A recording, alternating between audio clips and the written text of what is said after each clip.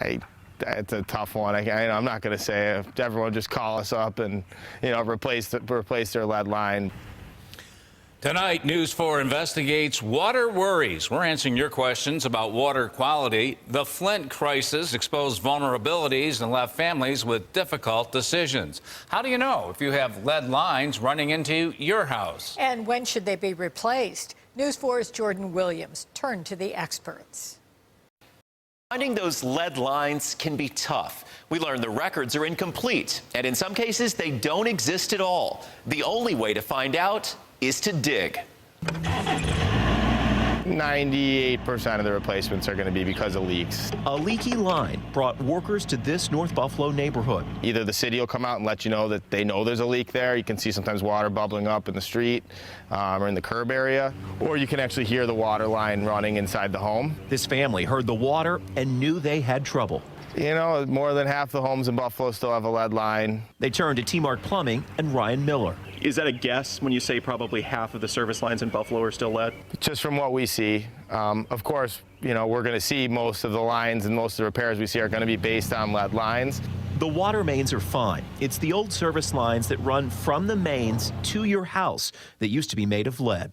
So how much lead pipe are we looking at an average home here? Can range anywhere from 20 to 100 feet. Some of the lead lines are going to be 120 years old in Buffalo. This one was kind of challenging because you didn't know exactly where the line was, correct? Absolutely. The main was actually marked about 10 feet away from where it actually existed, so there was a little bit of guesswork.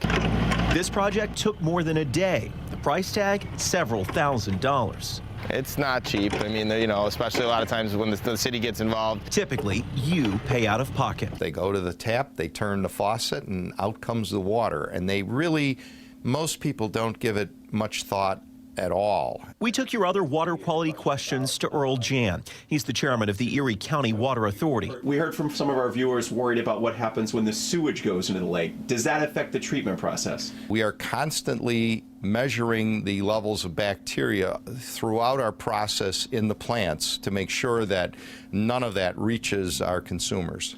There are certain times of the year when you're going to get higher degrees of bacteria in the water.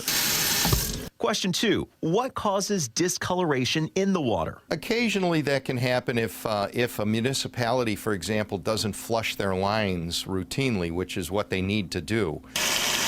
Let's move on to question 3. What do you tell people who live in, say, an apartment building from turn of the century? Maybe not much has been done to it. Heard from a woman who's particularly concerned about galvanized pipes. The area that the water can go through gets to be very fine. You'll get all kinds of a buildup of gunk inside them. Now, is it unsafe to drink? No, because of what we do and the way we treat our water. Let's get back to those lead lines. How do you decide when to replace them? It's a tough one. I'm not going to say it. Everyone just call us up and, replace their lead line. Virtually all of plumber Ryan Miller's calls come for leaks. He rarely replaces a lead line simply because someone's concerned. He says most people wait it out. More and more of the lines are needing to be replaced, so if it's something that's within the budget of the home, it's a place you plan on staying for a while, you're certainly doing yourself a favor by getting it done before you've got a larger problem on your hands. You can find answers to more of your questions, including fluoride worries and also how to identify the types of pipes in your house on WIVB.com. We've also posted links if you want to test your own water. Just go to the Founded on 4 page. I'm Jordan Williams, News 4 Investigates.